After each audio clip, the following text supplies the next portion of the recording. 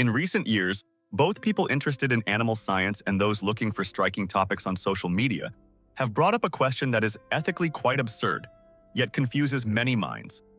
This question, of course, is how a match would turn out if 100 unarmed humans, using only fists, kicks, and their natural physical abilities, were put against one gorilla under suitable conditions. First of all, such a situation is ethically and morally extremely absurd. The reason we are addressing this topic in this video is to explain why it is such a ridiculous idea, and to emphasize that no one should be inclined toward violence. In short, this documentary has been prepared solely in the light of scientific information and does not aim to encourage anyone toward violence. Violence is bad. Anyway, let's move on to our video. An average male gorilla, in terms of body mass, can vary between 140 and 200 kilograms. These numbers are much lower in females, averaging around 90 kilograms. Of course, there are exceptions, with both males and females exceeding this average significantly, but today we will proceed with the average. Gorillas, in terms of body composition, possess an extremely high muscle mass. They are particularly notable for their massive chest muscles, which immediately draw attention. In addition to this, back, shoulder, and forearm muscle groups are also incredibly strong. Their skin is also quite thick and supported by dense connective tissue. Although there has been no direct scientific measurement of gorilla strength, some research conducted by scientists shows that gorillas are far ahead of humans in this regard. Especially due to the structure of their hands, the strength they can generate in pulling and gripping motions is so great that a human could easily be dragged off by a gorilla before even realizing what has happened, just like King Kong. At this point, humans truly fall far behind gorillas. Despite having such heavy weight and massive muscles, gorillas can act with surprising speed and agility when needed. According to some research reports, when moving on all fours, they can run short distances at speeds of approximately 30 to 40 kilometers per hour.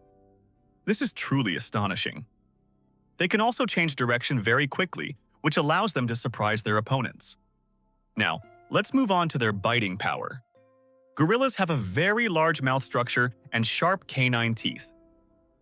This allows them to take large bites as well as easily tear through something with their mouths. Again, although no direct measurement has been recorded, the literature suggests that gorillas' bite force ranges between 1,000 psi and 1,300 psi. This is extremely powerful. In fact, it is even stronger than a lion's.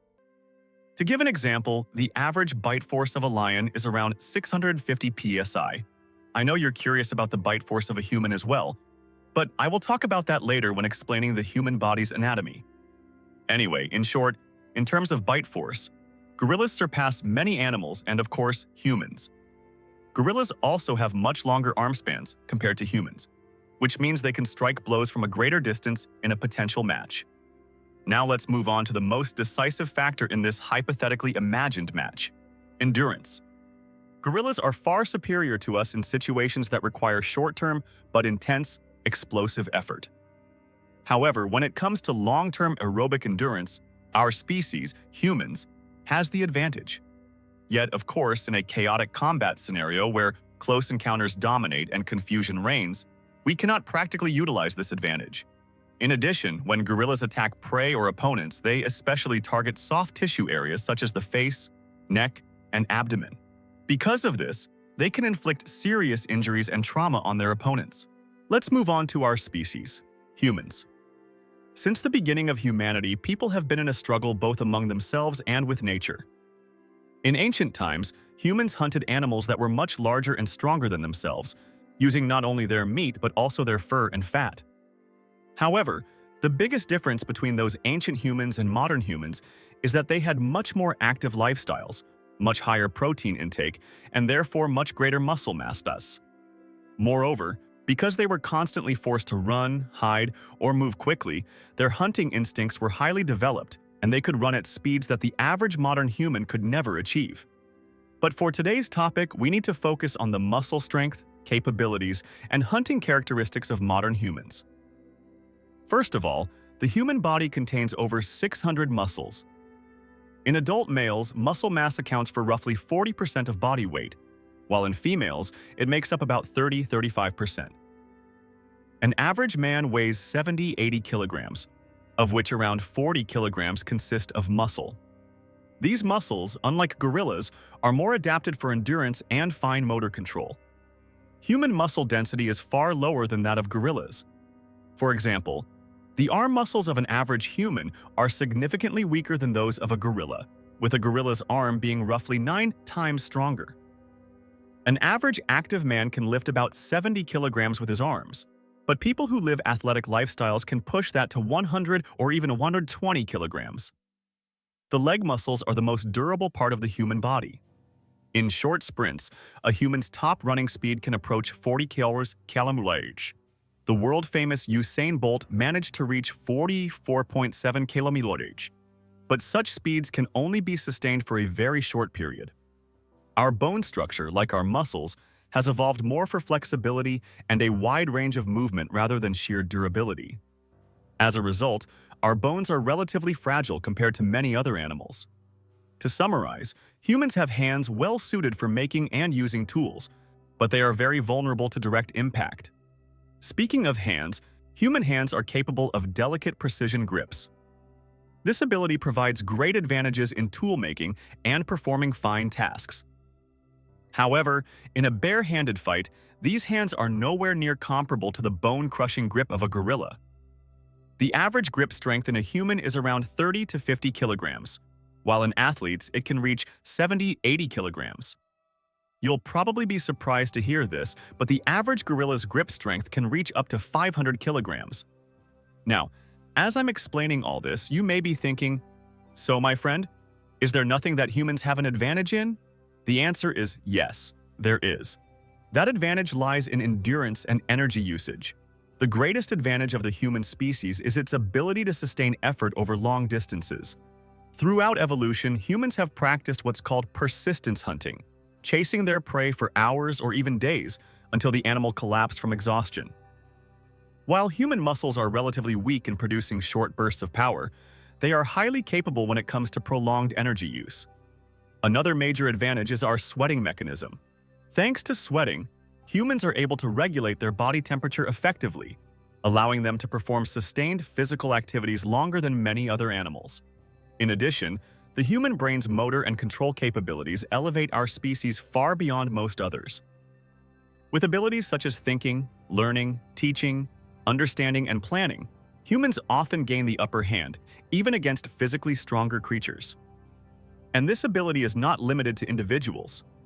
Humans can operate in groups, coordinating in hunts or battles so that no one gets seriously injured while still achieving success. Humans are capable of making plans and setting traps, and if those traps don't work, they can design better ones. While some animal species also use traps, none are as complex, efficient, and effective as those devised by humans. For this reason, our greatest power is, of course, our brain and the motor control skills it provides.